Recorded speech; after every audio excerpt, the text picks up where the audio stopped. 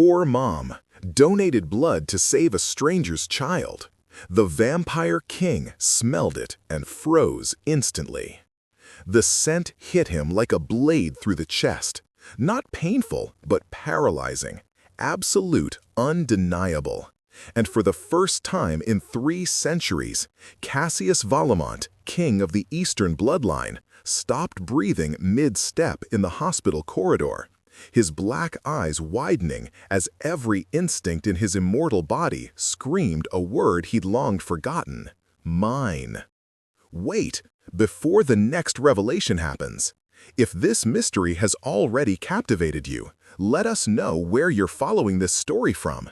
To make sure you don't miss any unexpected alliances or awakened powers, subscribe and join our circle. The game is about to change. Now, back to the scene. The fluorescent lights of St. Catherine's Hospital hummed overhead, casting their sterile glow on polished floors that reflected nothing of the chaos unfolding in the blood donation wing. Cassius had come here on routine business, a courtesy visit to the hospital his family's foundation had funded, a necessary performance to maintain the Vallemont dynasty's pristine public image. He'd expected tedium, perhaps an hour of handshakes and hollow gratitude, before returning to the shadows where his kind truly thrived. He had not expected her. Mr. Vallemont, the hospital administrator, a nervous man named Peterson, hovered at his elbow. "Is everything all right? You look fine." The word came out rougher than Cassius intended. He forced his lungs to resume their unnecessary rhythm, though his gaze remained fixed on the closed door of Donation Room 7. Behind it, separated by mere inches of wood and glass, was the source of that scent. Rich, warm, impossibly pure, and threaded through with something he'd only read about in the oldest texts, in prophecies his own father had dismissed as myth. Lineage blood. Royal lineage blood, the kind that hadn't existed for over 400 years. "The donation drive seems quite successful," Cassius managed, his voice returning to its customary smoothness. He was a master of masks, after all. 300 years taught a man, or whatever he'd become, to hide even the most turbulent storms behind glacial calm. Peterson beamed, oblivious. "Oh yes, quite. We've had an overwhelming response. Though between you and me, some of our donors are, well, they're here out of desperation rather than charity." He lowered his voice conspiratorially. "That woman in room 7, for instance, Elena Hartley, single mother, works 2 jobs, barely making ends meet. Her daughter needs surgery, different hospital of course, but she heard we were paying donors today for our emergency reserves. $50 a pint. Not much to people like us, but to someone like her." Elena Hartley. The name settled into Cassius' consciousness like an anchor finding purchase in deep water. "I'd like to meet her," he said. Peterson blinked. "I'm sorry?" "Miss Hartley. I'd like to thank her personally for her contribution." Cassius smiled, and it was his most practiced expression, warm enough to disarm, cool enough to maintain distance. After all, donors willing to give despite their own hardships are exactly the kind of community members the Vallemont Foundation wishes to recognize. It was a plausible lie. Peterson bought it immediately, his chest puffing with self-importance at facilitating such a meaningful encounter. "Of course, let me just check if she's finished with the donation process. She's been in there quite a while. They're taking 2 pints, which is the maximum we allow in one session." 2 pints. Cassius's jaw tightened imperceptibly. For a woman who was clearly malnourished herself, he could tell from the scent, the way her blood carried notes of iron deficiency and exhaustion, giving 2 pints was dangerous.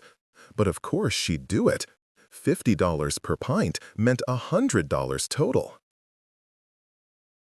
For someone in her position, that might mean the difference between eating this week or not. Rage flickered through him, cold and ancient. The world had changed in so many ways since his turning, yet in the most fundamental aspects, it remained brutally the same. The poor bled themselves dry, while the wealthy, himself included, built empires on their suffering. The door to room 7 opened. She emerged slowly, one hand pressed against a cotton ball taped to the inside of her elbow, her other arm wrapped around her waist as if holding herself together. She was small, barely 5'3", with dark hair pulled back in a practical ponytail and eyes the color of coffee, currently glazed with the exhaustion of someone who'd pushed her body past its reasonable limits. Her clothes were clean but worn, her jacket patched at the elbows. She moved with the careful precision of someone who knew she was dizzy but refused to show it. Beautiful. The thought came unbidden and unwelcome. Not in the polished, curated way of the women who typically orbited Cassius's world, but in something raw, real. The slope of her neck, exposed where her collar had shifted, made his fangs ache with an intensity that shocked him. Their eyes met. For a moment, just a heartbeat, something flickered across her face. Recognition, perhaps, though they'd never met. Or perhaps she simply saw what others sometimes glimpsed when they truly looked at him. Something old, something other, something that shouldn't exist in the rational light of day. Then she blinked, swayed slightly, and the moment passed. "Miss Hartley!" Peterson rushed forward, all solicitous concern now that his wealthy patron was watching. "Please, sit down. You shouldn't be walking yet. Can we get you some juice? Cookies?" "I'm fine." Her voice was softer than Cassius expected, but steady, determined. "I just need to collect the payment and—" "Miss Hartley, this is Cassius Vallemont." Peterson gestured grandly. "The founder of the Vallemont Foundation, which funds this hospital. He wanted to personally thank you for your generous donation." Elena's days swung back to Cassius, and this time he saw the moment she processed who he was. Not just a name, everyone in the city knew the Vallemont name, but the weight it carried. Old money, obscene wealth, power that moved through boardrooms and political offices like a ghost. Her spine straightened despite her obvious weakness. Pride, he realized. She had pride, even now. "That's not necessary," she said quietly. "I didn't do it for recognition. I did it because my daughter needs medicine, and your hospital pays donors." Brutal honesty. Cassius found himself fascinated. Most people, when confronted with someone of his status, either fawned or postured. She did neither. She simply stated the truth and waited. "Nevertheless," he said, "desperation that drives someone to help others is still admirable. May I ask what your daughter is facing?" A flash of something protective crossed Elena's face. "That's personal." "Of course." Cassius inclined his head, a gesture of respect that came from centuries of diplomatic training. "Forgive my intrusion. I merely thought the Vallemont Foundation might be able to assist with medical expenses. It's part of our charitable mission." Suspicion now, sharp and clear in those dark eyes. She knew nothing came free, not in her world. "Why would you do that?" "Because your blood calls to me in a way that defies 3 centuries of careful control. Because every instinct I possess is screaming at me to protect you, claim you, keep you safe, even though we've only just met. Because I think you might be the answer to a prophecy I stopped believing in 200 years ago. Because," Cassius said instead, "I believe in helping those who demonstrate courage in the face of hardship. Consider it an investment in the kind of community spirit we wish to foster." Peterson was nodding enthusiastically, completely missing the tension crackling between the 2 main players in this scene. "The foundation has helped dozens of families, Miss Hartley. Mr. Vallemont is quite generous with those he deems worthy." That last word was a mistake. Cassius saw Elena stiffen, saw the pride turn to something harder. Anger, perhaps? Or shame at being positioned as a supplicant? "I don't need charity," she said, her voice quiet but firm. "I need the payment for my donation, if you'll excuse me." She took a step forward, and her legs buckled. Cassius moved without thinking, closing the distance between them in a blur of supernatural speed that he immediately regretted. He caught her before she hit the ground, his hand steadying her shoulders, and the moment his skin touched hers, even through the fabric of her jacket, the world tilted. Heat, connection, recognition. The bond snapped into place like a lock finding its key, and Cassius knew with absolute certainty what he'd only suspected before. This woman, this exhausted, stubborn, magnificent woman, was his fated mate, his bloodbound, the one being in all the world whose essence matched his own, whose blood could sustain him in ways regular human blood never could, whose presence could anchor his immortal soul to something resembling humanity. And she had no idea. Elena gasped, her eyes flying up to meet his. For a moment, he thought she felt it too, that impossible pull, that sense of rightness. But then she was pulling away, her cheeks flushing with embarrassment. "I'm sorry, I stood up too fast." "You gave too much blood." Cassius released her carefully, forcing himself to step back, even as every fiber of his being demanded he hold her closer. Peterson, why wasn't she monitored more carefully? 2 pints from someone clearly anemic is dangerous. The administrator paled. We follow all standard protocols. Your protocols nearly put someone in danger."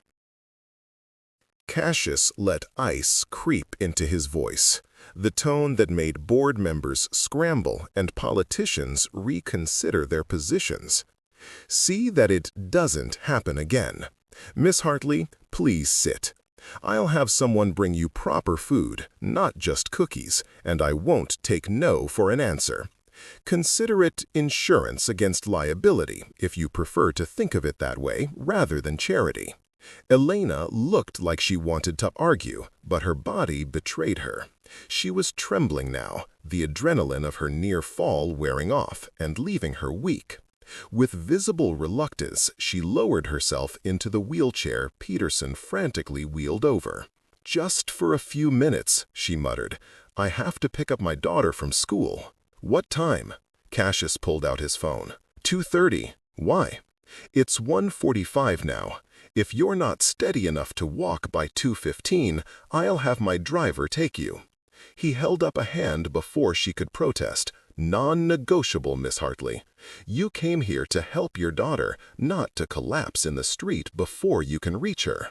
Allow me to ensure you can complete your mission." Their gazes locked again, and something passed between them. An understanding, perhaps. She was a mother protecting her child.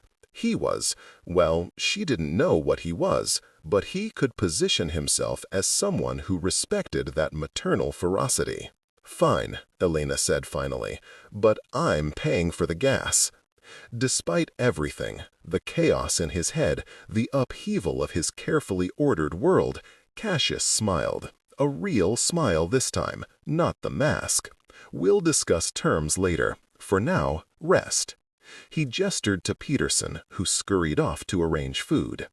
Cassius took the opportunity to study Elena more carefully, committing every detail to memory. The small scar above her left eyebrow, the calluses on her hands that spoke of manual labor, the way she held herself, even in weakness, like a queen forced into exile but not broken by it. "You're staring," she said without looking at him. "Forgive me. I'm trying to determine how someone ends up giving blood she can't afford to lose for money she desperately needs. The calculus of desperation interests me." "It's simple mathematics." Elena's voice was flat. "My daughter Sophie has a heart condition. She needs surgery. I have no insurance. The surgery costs $30,000. I work 2 jobs and make about $28,000 a year. So I do things like this: donate blood, sell my plasma, pick up every extra shift I can find and hope I can scrape together enough to at least start treatment. $30,000. To Cassius, that was pocket change. Less than pocket change. It was the cost of a decent bottle of wine in the cellar of his estate. To this woman, it was an impossible mountain. How much have you saved? Elena's jaw tightened.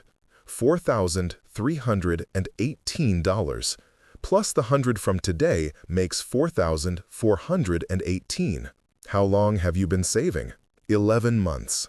11 months of sacrifice, of bleeding herself dry in donation centers, of working until exhaustion became a constant state, for $4,000. At this rate, it would take her years to reach $30,000, and by then, her daughter's condition might deteriorate beyond help. The rage from earlier returned, sharper now. This was the world he'd helped build, wasn't it? The vampiric aristocracy had woven themselves into human power structures so thoroughly that they'd replicated the worst aspects of feudalism dressed up as modern capitalism. The strong fed on the weak, sometimes literally in his case, and called it natural order. He'd stopped questioning it decades ago, accepted it as simply the way things were. Looking at Elena Hartley, that acceptance suddenly felt like cowardice. "The Valamont Foundation will cover your daughter's surgery," he heard himself say. "What?" "Full coverage. Hospital bills, surgical fees, recovery care, everything." Cassius kept his voice even, businesslike, even as his own words surprised him. "Consider it part of our charitable outreach program." "I can't," Elena started, but he cut her off. "You can. You will. Because refusing would be pride, and pride won't save your daughter's life." He softened his tone slightly. "You were willing to bleed yourself dry for $100, Miss Hartley. Have the wisdom to accept $30,000 when it's offered." Tears welled in her eyes, and she blinked them back furiously. "Why? Why would you do this? You don't even know me." "Because you're mine. Because your blood sings to me like nothing has in 300 years. Because I think you might be the key to a prophecy that could change the fate of my entire people." "Because I can," Cassius said simply. "And because someone who fights as hard as you clearly deserves allies, not obstacles." A nurse arrived with a tray of food, real food, sandwiches and fruit and cheese, not the usual stale cookies. And Cassius used the interruption to make a strategic retreat. He pulled out a business card, wrote his personal number on the back, and placed it on the table beside Elena's chair. "Eat. Rest. My driver will take you to your daughter's school when you're ready. Tomorrow, call that number, and my assistant will coordinate with your daughter's doctors to arrange everything." He paused. "There is one condition, however." The suspicion returned to Elena's face. Of course, she'd been waiting for the catch. "I want to meet Sophie," Cassius said. "If the Valamont Foundation is funding her treatment, I like to meet the recipients of our charity. Consider it a formality if you wish, or," he let himself smile slightly, "consider it the price of my help. Either way, it's non-negotiable." It was manipulative, and he knew it, but he needed to see her again. Needed to understand what this bond meant, what she was, why her blood carried the markers of ancient royalty, when by all appearances she was simply a struggling single mother. And more pressingly, he needed to figure out what to do about the fact that his entire world had just been upended by a 5'3" woman with coffee-colored eyes and the courage of a warrior queen. Elena studied him for a long moment. He could see her mind working, weighing risks and benefits, looking for hidden traps. She was smart, he realized. Circumstance might have beaten her down, but it hadn't dulled her intelligence. "All right," she said finally, "you can meet Sophie, but just once. And if I get even a hint that this is about something other than what you've said, then you walk away, and I cover the costs anyway," Cassius finished. Miss Hartley, I know you have no reason to trust me. Trust is earned, not given. So I'll earn it. But first, eat something before you pass out in my hospital." He left before she could respond, striding down the corridor with Peterson scrambling to keep up. His mind was already racing through implications, possibilities, dangers. If Elena truly carried lineage blood, she was in more danger than she could possibly imagine. There were factions among the vampire aristocracy who would kill for access to such blood. Others who would want to study her, breed her, use her as a resource. And then there was the prophecy itself. The old text spoke of a blood-bound pair, vampire and human, royal line to royal line, whose union could either save or destroy the vampire race. Most dismissed it as metaphor or wishful thinking. Cassius had dismissed it himself, focusing instead on the practical work of maintaining his territory and avoiding the political machinations of the vampire courts. But now, with Elena's scent still filling his lungs, with the memory of that soul-deep recognition still echoing through his bones, dismissal was no longer an option. He needed information, needed to consult the archives hidden in the depths of his estate, needed to speak with Meredith, his advisor, who'd studied the old prophecies more thoroughly than anyone else in his bloodline.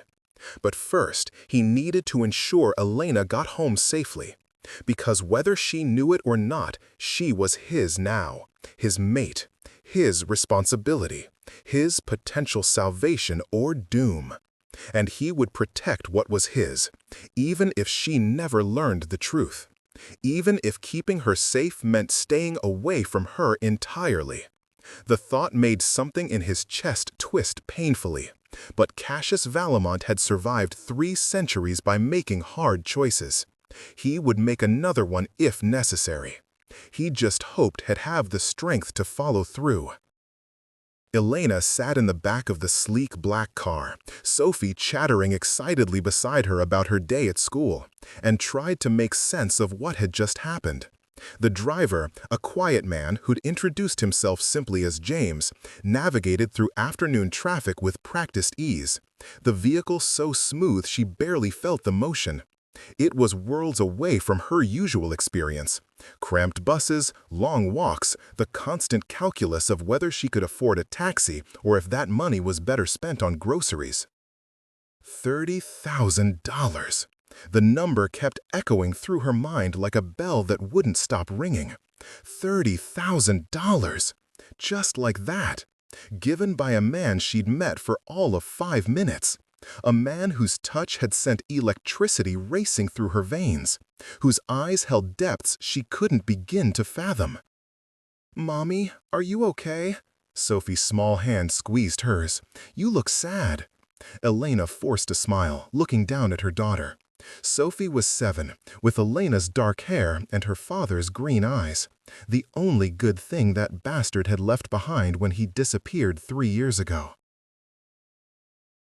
She was small for her age, her skin too pale, her energy levels fluctuating wildly depending on how her heart was cooperating on any given day. But her spirit was enormous, her smile capable of lighting up rooms. "I'm fine, baby, just tired, but I have good news." "Good news?" Sophie's eyes widened. "Remember how we've been saving for your surgery? Well, today I met someone who wants to help. A man named Mr. Valamont. He runs a charity, and he's going to pay for everything." Sophie's face went through several expressions in rapid succession. Confusion, hope, disbelief. Everything? Really? Does that mean I can get the surgery soon? That's what he said. Elena smoothed Sophie's hair back, her heart clenching. "We'll call tomorrow and start making arrangements. And then I'll be better? I can run and play like the other kids?" "That's the plan." Sophie threw her arms around Elena's neck, squeezing tight. "This is the best day ever." Elena held her daughter close, breathing in the scent of her strawberry shampoo, and felt tears prick her eyes again. The best day ever. It should be. It was a miracle, really. The kind of thing that didn't happen to people like her. So why did it feel like she'd just made a deal with something dangerous? The car pulled up in front of their apartment building, a run-down complex in the cheapest part of town, surrounded by chain-link fencing and suspicious stains on the concrete. Elena saw James's expression remain carefully neutral as he surveyed the neighborhood, but she knew what he was thinking. Everyone thought it when they saw where she lived. How did you end up here? The answer was complicated. Bad choices, bad luck, bad timing. A pregnancy at 19 with a man who'd seemed charming until the stick turned positive. Years of scraping by on minimum wage jobs while raising a child alone. Medical bills that had buried her before Sophie was even diagnosed with anything serious. The slow, inevitable slide into poverty that was the story of so many single mothers in America. "Thank you," Elena said to James as she helped Sophie out of the car. "You didn't have to." "Mr. Valamont's instructions were clear," James interrupted gently. "And if I may say so, ma'am, he's a good man. Unconventional, perhaps, but when he decides to help someone, he follows through. You can trust him." Could she? Elena wanted to. God, she wanted to believe that someone with power and resources had looked at her situation and decided to help without strings attached. But she'd learned the hard way that nothing in life came free. There was always a price. Always. "Well," she said noncommittally, "thanks again." She took Sophie's hand and led her into the building, up 3 flights of stairs because the elevator had been broken for weeks, down the hallway with its flickering lights and lingering smell of cigarettes and desperation. Home, such as it was. Inside their small 2-bedroom apartment, Elena got Sophie settled with homework while she collapsed on the threadbare couch and stared at the business card Cassius Valamont had given her. Heavy cardstock, embossed lettering, the kind of card that cost more to print than she made in a day. Cassius Valamont. She pulled out her phone, a cracked screen model that was 3 generations old, and did what anyone in her position would do. She Googled him. The results were extensive. Cassius Valamont, age listed as 35, though something about him had seemed older. Heir to the Valamont fortune, which traced back to European nobility and had only grown more substantial over generations. Philanthropist, businessman, investor. There were photos, formal events, ribbon cuttings, galas, always in expensive suits, always with that same controlled smile that didn't quite reach his eyes. Eligible bachelor, the society pages called him. Mysterious, said others. Private. He rarely gave interviews. Never had public relationships. His foundation gave away millions annually, but he himself remained largely out of the spotlight. One article from a business journal caught her attention. The Valamont Mystery, Old Money, New Silence.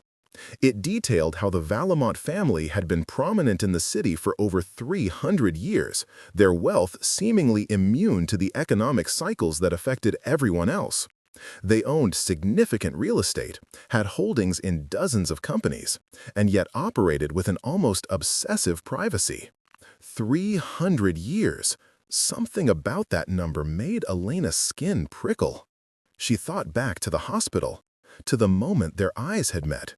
She'd felt something then, something she couldn't explain. A sense of recognition, as if she'd known him before even though they'd never met.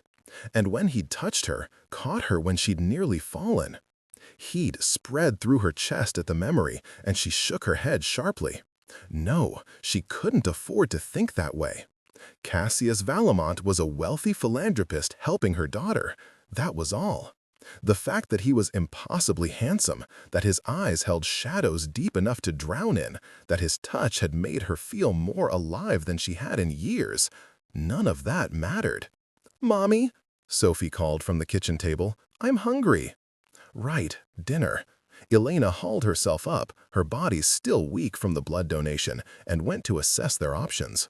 The cupboards were sparse. They usually were by the end of the week, but she found pasta and a can of sauce. It would do. As she cooked, her mind wandered back to Cassius' offer. He wanted to meet Sophie. That was the condition. It seemed innocent enough on the surface, but Elena's instincts were screaming caution. Why would a billionaire want to meet a 7-year-old girl? What could he possibly gain from it? Unless...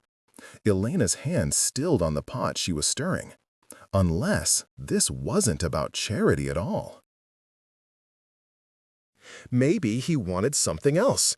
Maybe he was one of those wealthy men who got off on playing savior, who liked the power dynamic of holding someone's life in their hands.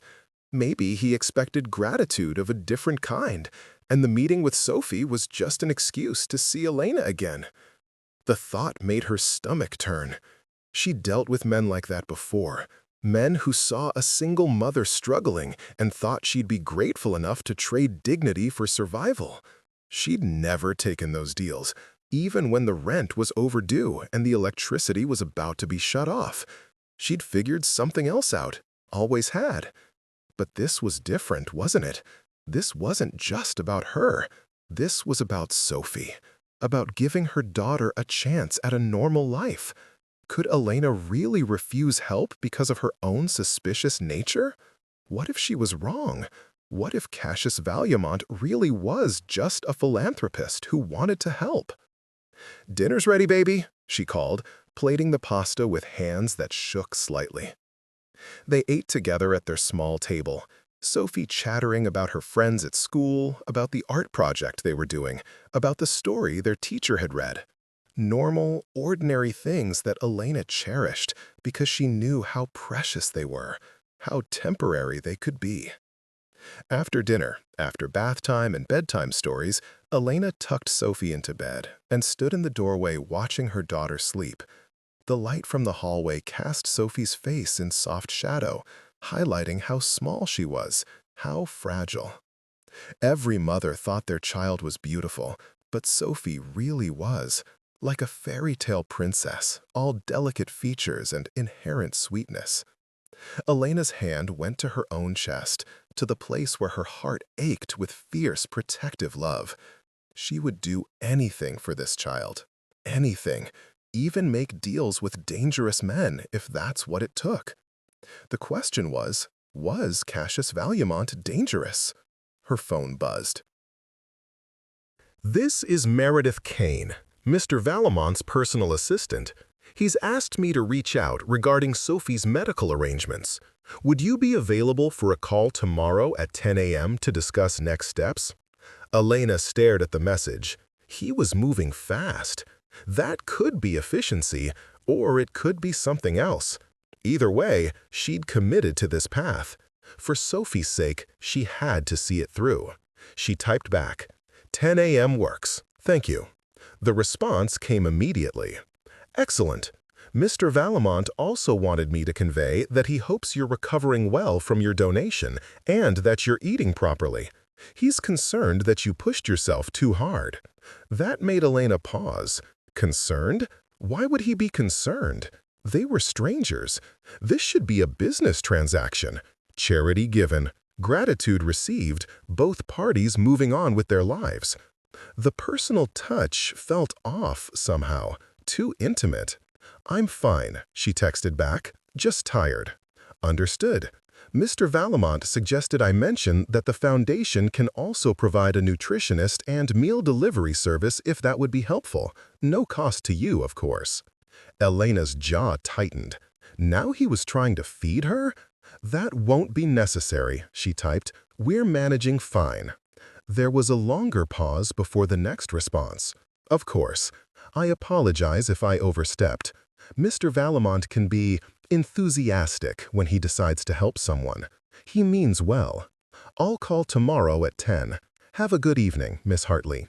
Elena set the phone down and rubbed her temples. This was getting complicated.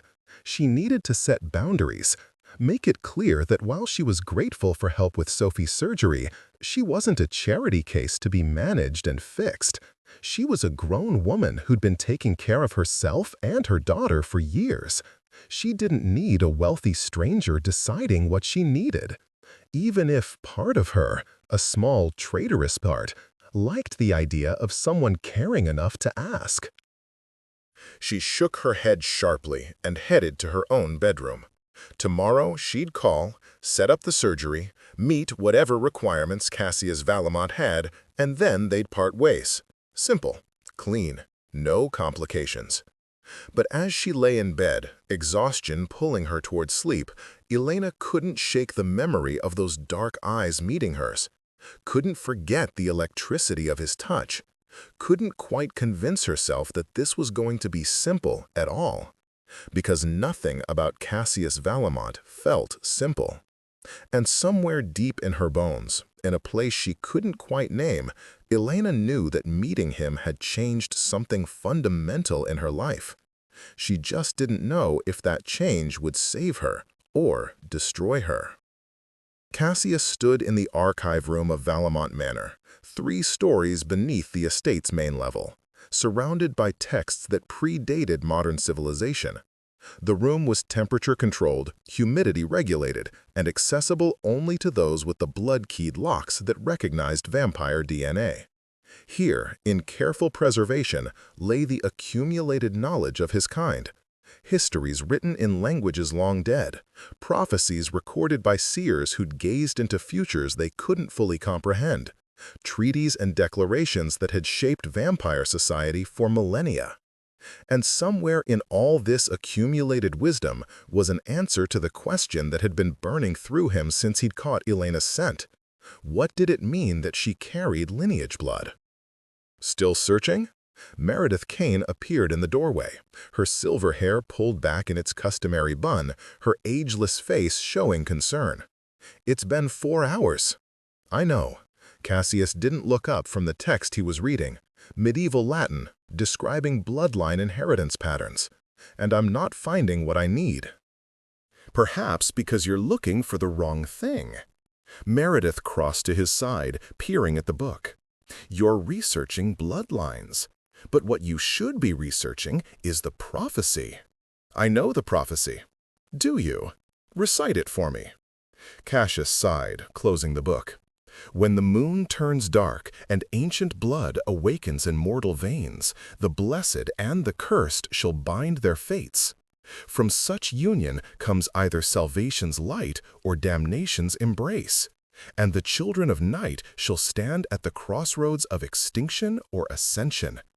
It's vague, mystical nonsense that could mean anything. Or it could mean exactly what's happening. Meredith pulled another tome from the shelves, this one bound in black leather, its pages gilt-edged and crackling with age. The Codex of Futures, written by the oracle Cassandra in the 3rd century. She was the most accurate seer our kind ever produced. And this is her most famous prophecy. I've read it a dozen times over the decades. But have you read the annotations? Meredith opened the book carefully, turning to a page marked with a crimson ribbon. The prophecy itself is well known. But Cassandra's own notes about its meaning, those were written in a code that took me 50 years to crack. And what they say is troubling. Cassius' attention sharpened. "Explain." Cassandra foresaw that vampire immortality comes at a cost. We cannot create new vampires with great risk. Most humans die in the turning, and those who survive often go mad with bloodlust. Our population has been slowly declining for centuries. We're a dying race, Cassius. Powerful, yes. Long-lived, certainly, but dying nonetheless. I'm aware of the demographics.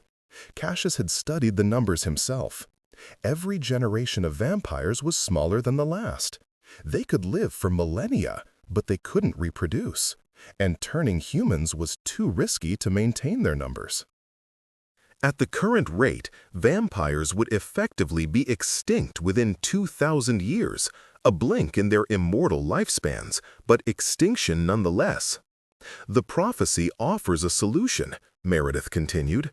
A human with ancient blood, royal lineage blood, the kind that flows from the old dynasties that used to rule before recorded history, can act as an anchor. If a vampire and such a human complete the blood bond, truly merge their essences, It creates a new possibility. Children born of such a union would carry both human adaptability and vampire power.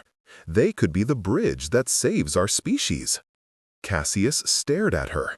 Children? Vampires can't reproduce. Blood-bonded pairs can, or so the prophecy claims. It's never been tested because lineage blood disappeared centuries ago. The old dynasties died out or were diluted beyond recognition, until now. Elena Hartley, Cassius said the name, tasting it. A single mother living in poverty, working 2 jobs to save her daughter. How does she have royal lineage blood? That's what we need to discover. But Cassius, Meredith's expression grew grave, there's more to the prophecy. The part of salvation or damnation isn't metaphorical. Cassandra's notes indicate that a blood bond between vampire and lineage human creates a power surge that can be channeled in 2 directions. If the bond is formed in love, in true partnership, it amplifies the best aspects of both species.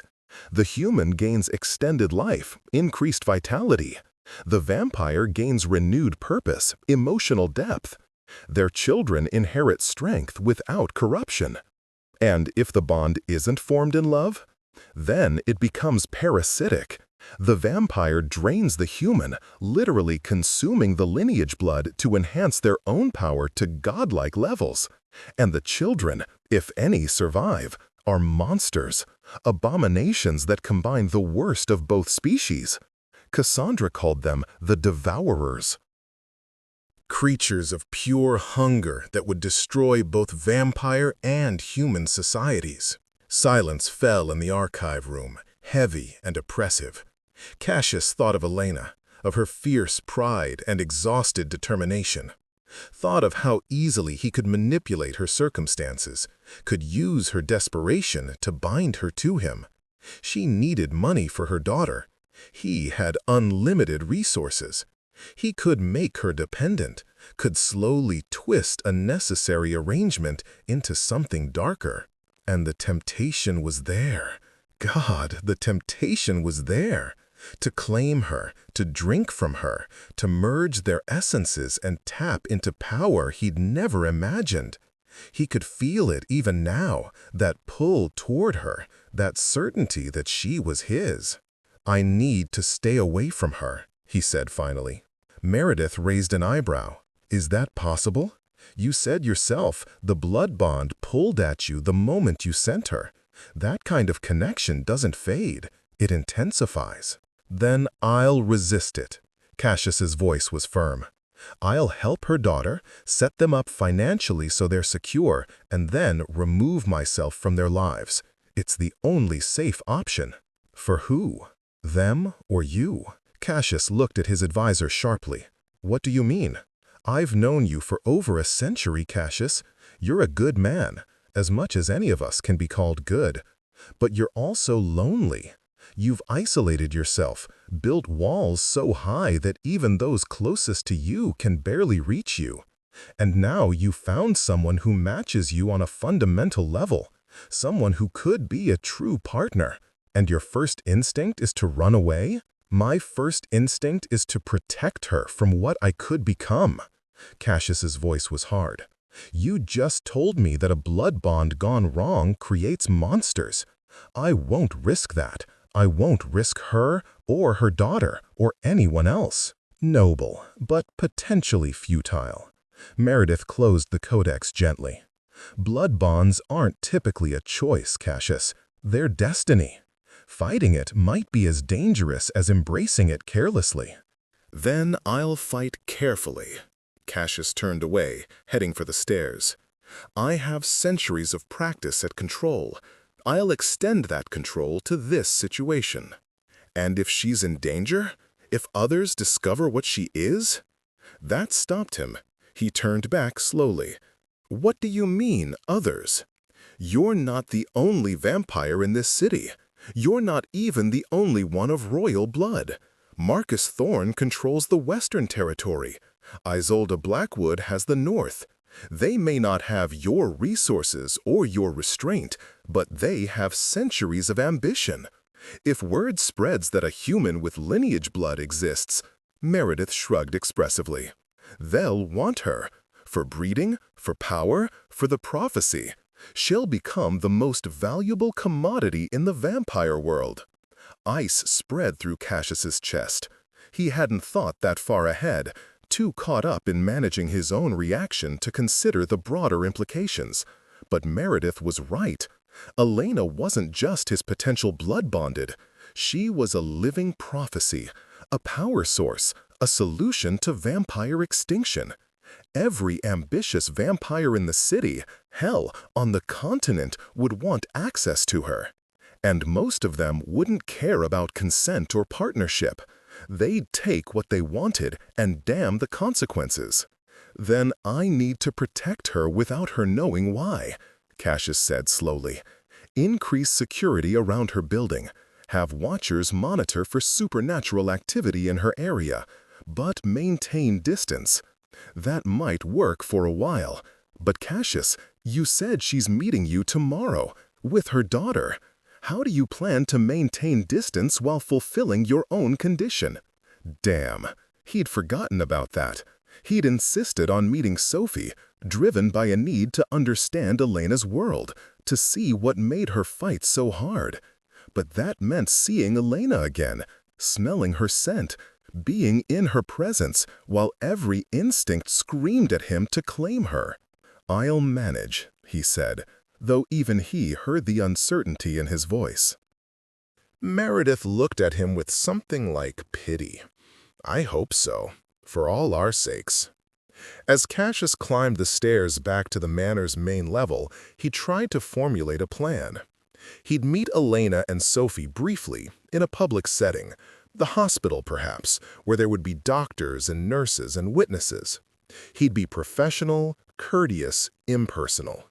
He'd arrange for Sophie's surgery, ensure all the paperwork was handled, and then excuse himself. Simple, clean, manageable. But even as he thought it, doubt gnawed at him, because nothing about Elena Hartley felt manageable.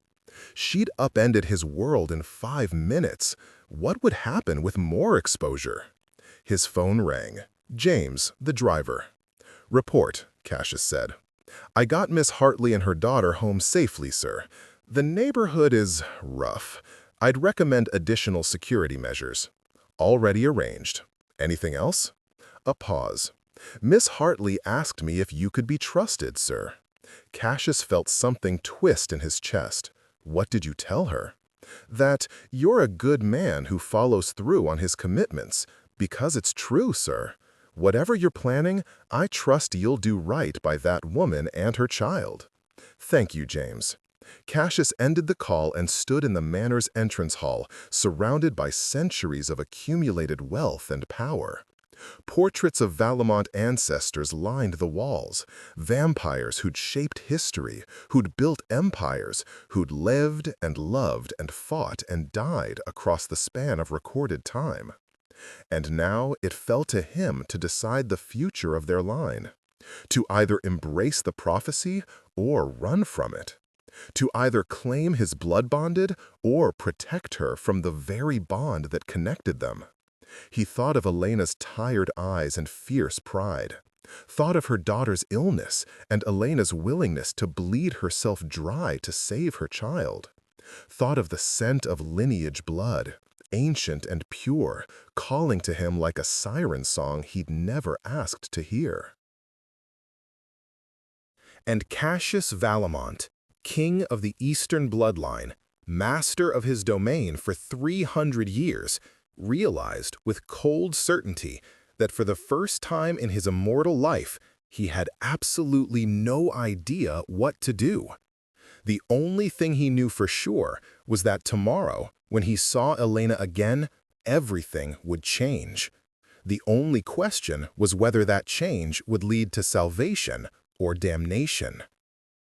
Elena was 15 minutes early to the hospital meeting, which meant she'd been anxious enough to rush Sophie through breakfast and practically run to catch the bus.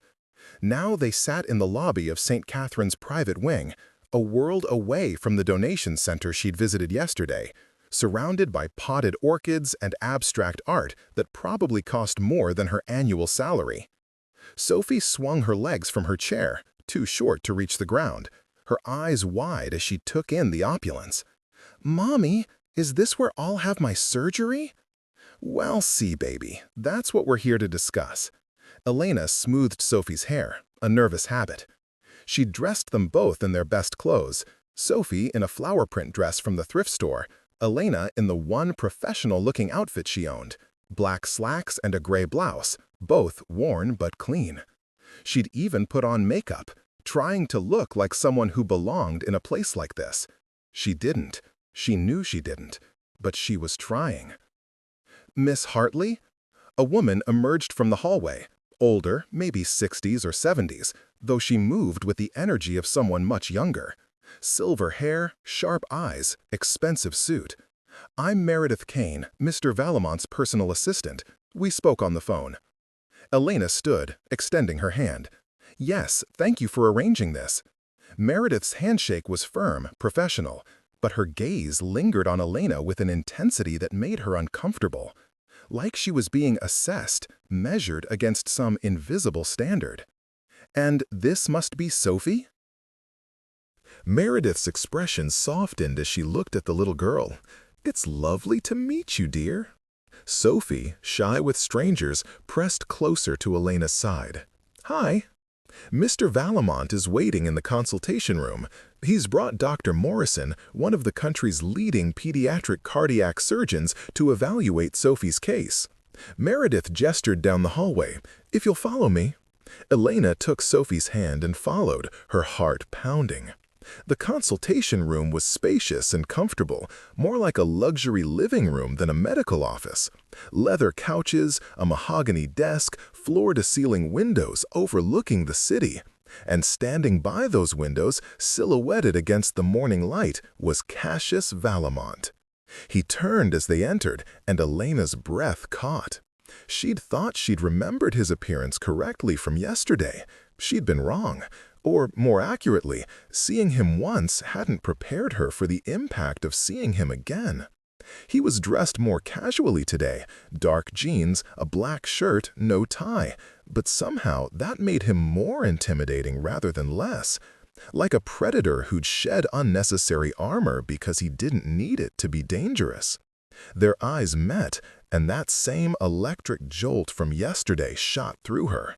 Recognition, connection, something beyond rational explanation. "Miss Hartley," his voice was measured, controlled. "Thank you for coming. And you must be Sophie." He crossed to them, moving with that same unnatural grace she'd noticed before, and crouched down to Sophie's level. Elena's protective instincts flared, this powerful man making himself eye to eye with her vulnerable daughter. But Sophie surprised her. "You're the man who's helping me," Sophie said with a child's directness. "I am." Cassius smiled, and it transformed his face, made him look almost human, almost warm. "Your mother has been very brave, trying to take care of you. I thought I could help make things a little easier." "Mommy is the bravest person ever," Sophie declared loyally. "I believe you're right about that." Cassius glanced up at Elena, and something in his expression made her chest tight. Admiration, maybe? Or something deeper. "Sophie, there's someone I'd like you to meet. His name is Dr. Morrison, and he's very good at fixing hearts. Would that be all right?" Sophie looked to Elena, who nodded. "It's okay, baby." An older man, presumably Dr. Morrison, approached with the gentle confidence of someone who worked with children regularly. He knelt beside Cassius, pulling out a small stuffed bear from his pocket. "I have a friend here who's very interested in hearts. Do you think you could help us examine him first so you know what to expect?" It was brilliantly done. Within minutes, Sophie was engaged, giggling as Dr. Morrison pretended to listen to the bear's heartbeat, explaining in simple terms what he was checking for. Cassius stepped back, standing beside Elena as they watched. "He's good with her," Elena murmured. "He's one of the best in his field. I've had him standing by since yesterday, waiting to evaluate Sophie's case the moment you agreed." Cassius kept his voice low, meant only for her. Whatever she needs, surgery, medications, follow-up care, he'll handle it personally. You arranged all this in a day? Money buys speed as much as it buys resources. He turned to look at her directly, and Elena was struck again by how old his eyes seemed, how much depth they held. How are you feeling? Yesterday's donation was significant. I'm fine. She was too proud to admit she'd felt weak all evening, that she'd gone to bed at 8 because her body had simply given out. Liar. But there was no judgment in his tone, just a statement of fact. You're still pale. Your hands are shaking. You pushed too hard. Elena pulled her hands behind her back, hiding the tremor. I did what I had to do. Because that's who you are. Cassius's gaze was intense, almost unbearably so. Someone who pushes past their limits for the people they love. It's admirable and deeply concerning. I don't need your concern. I need you to help my daughter. I can do both. He reached into his pocket, pulled out an envelope. Inside this is a check for $10,000. It's separate from Sophie's medical expenses. Consider it compensation for yesterday's donation, at a rate commensurate with the actual value of what you gave. Elena stared at the envelope like it might bite her. Blood donations pay $50 a pint. I took 100. I'm not accepting 10,000. You're not understanding me. This isn't charity. This is... Cassius paused, seeming to choose his words carefully. This is recognition of the rarity of what you provided. Your blood type is extremely uncommon. Its value for research and medical applications is substantial. So this is a fair market payment. My blood type? Elena frowned. I'm O negative. That's not that rare. Something flickered across Cassius' face, an emotion she couldn't read. It's more complicated than that, but the point stands. Take the money, pay your rent, buy groceries, have a cushion for emergencies. Consider it an investment in Sophie's recovery. She'll heal better if you're not starving yourself to afford food. It was manipulative, framing it as being about Sophie, and Elena recognized the manipulation even as part of her wanted desperately to accept. $10,000. That was months of security, breathing room she hadn't had in years. But accepting felt like crossing a line, like admitting she needed to be saved. I'll think about it, she said finally, not taking the envelope. Cassius's jaw tightened slightly, but he nodded. Fair enough. Hold on to it for now. Decide later. He slipped it into her purse before she could protest further. For now, let's focus on Sophie. Dr. Morrison was finishing his preliminary examination, his expression thoughtful as he made notes on a tablet. Sophie had warmed up completely, chattering about school and her friends and the art project she was working on. She seemed comfortable, happy even, in a way Elena hadn't seen her be around doctors before. All right, Dr. Morrison said, straightening. Sophie, you've been an excellent patient. I think I understand what needs to be fixed. Would it be okay if I talk to your mom and Mr. Valamont about the plan? Sophie nodded enthusiastically.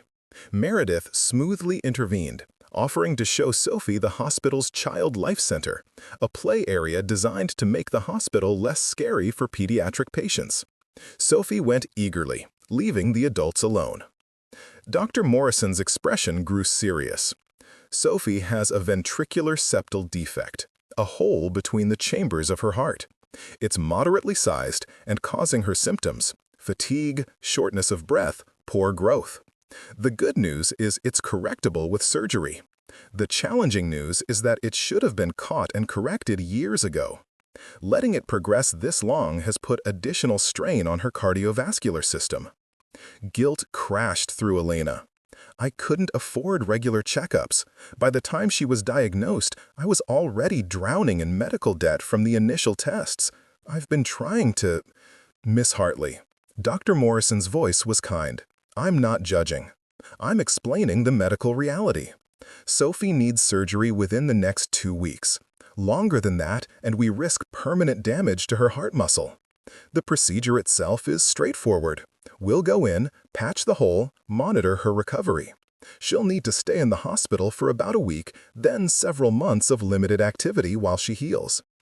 And the cost? Elena asked, even though she knew Cassius was covering it. Approximately $45,000, all inclusive. Hospital stay, surgery, anesthesia, follow-up care. Dr. Morrison glanced at Cassius, which Mr. Valamont's foundation has agreed to cover in full. $45,000. Not 30 like she'd thought. Even more impossible than before. When can we schedule it? Cassius asked. I have an opening this Friday. Sooner is better with cases like this. Friday? Elena's voice cracked. That's 3 days from now. Is that a problem? Cassius looked at her with those two old eyes. Yes. No. Elena didn't know. 3 days meant she had to prepare Sophie, had to ask for time off from both her jobs, had to figure out logistics she hadn't even considered yet. But 3 days also meant Sophie would be better, would be fixed, would have a chance at a normal childhood. I'll make it work, she said. I can help with arrangements. Meredith appeared in the doorway as if summoned. Time off from work, transportation, whatever you need. The foundation has resources for family support during medical crises. It was too much, too fast, too overwhelming. Elena felt like she was being swept up in a current too strong to resist, carried towards something she couldn't quite see. But what choice did she have? Sophie needed this surgery. Cassius was offering it, offering everything, asking for nothing except... You wanted to meet Sophie, Elena said suddenly. You have. We're here. Your condition is met. So why do I feel like there's more to this? The room went quiet. Dr. Morrison excused himself politely, sensing tension. Meredith hovered by the door but didn't leave. Cassius regarded Elena for a long moment. You're perceptive. I've had to be. People don't just give away $45,000 for nothing. So, what do you want? Honestly, I don't entirely know yet. Cassius's admission surprised her. I saw someone in need, and I have the resources to help. That part is simple. But you're right that there's more to it. I'm interested in your situation, in how someone ends up where you are, and how they fight their way out. I find that worth supporting. That's not an answer. It's the only one I can give you right now.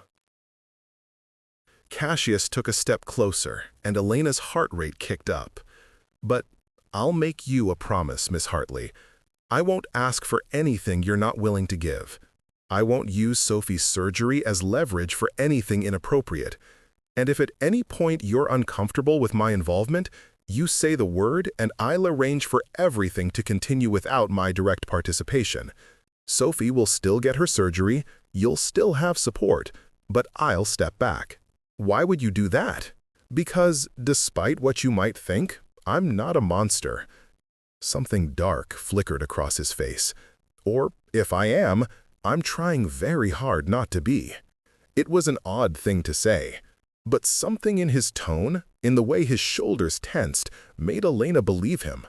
This man was fighting something, some part of himself, some impulse or desire, and winning through sheer will. She recognized that fight. She'd fought her own versions of it, battling desperation and pride and the temptation to take easier paths that led to darker places. Okay, she said quietly. Friday. We'll do the surgery Friday. Good. Cassius smiled, and it looked like relief. Meredith will coordinate everything with you. And, Miss Hartley, thank you. For what? For trusting me, even a little. I know it's not easy.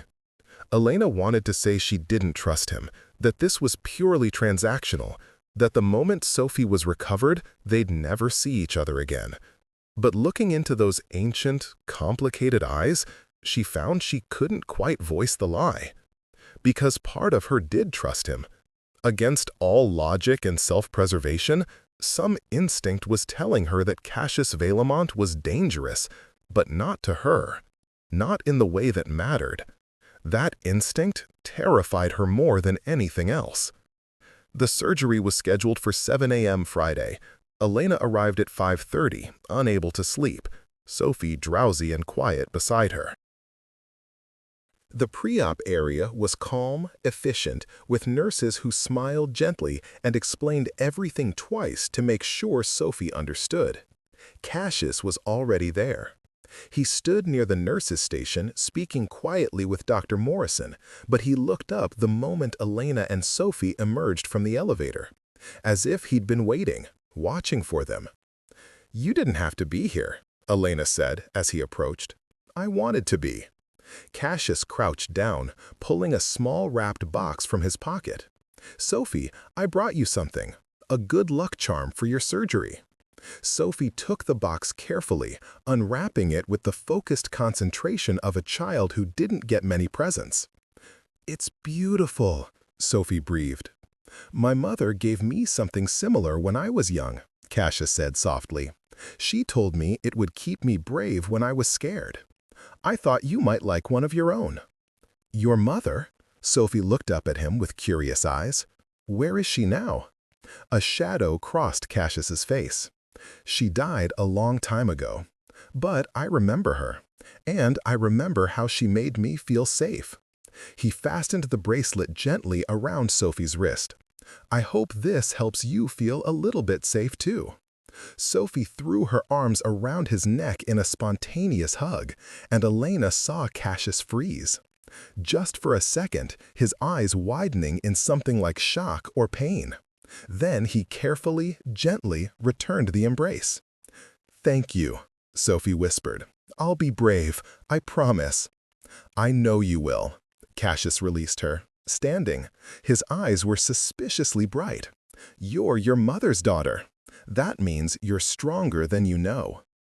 A nurse approached, ready to take Sophie back to prep her for surgery.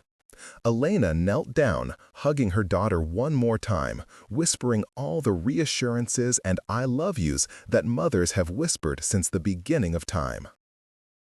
Then she had to let go, had to watch Sophie be wheeled away, had to stand there in the hallway feeling like her heart was being torn from her chest.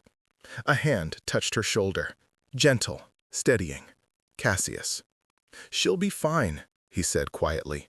"Dr. Morrison is the best, and Sophie is exactly as strong as you think she is." "I know, I do, but—" Elena's voice broke. "She's so small, and I can't protect her in there. I can't do anything except wait." "Then we'll wait together." Cassius guided her to the family waiting area, a private room he'd apparently arranged. Comfortable chairs, coffee service, windows overlooking a garden. Not the institutional nightmare of public waiting rooms. They sat. Silence stretched between them, heavy with unspoken things. "Tell me about her father," Cassius said finally.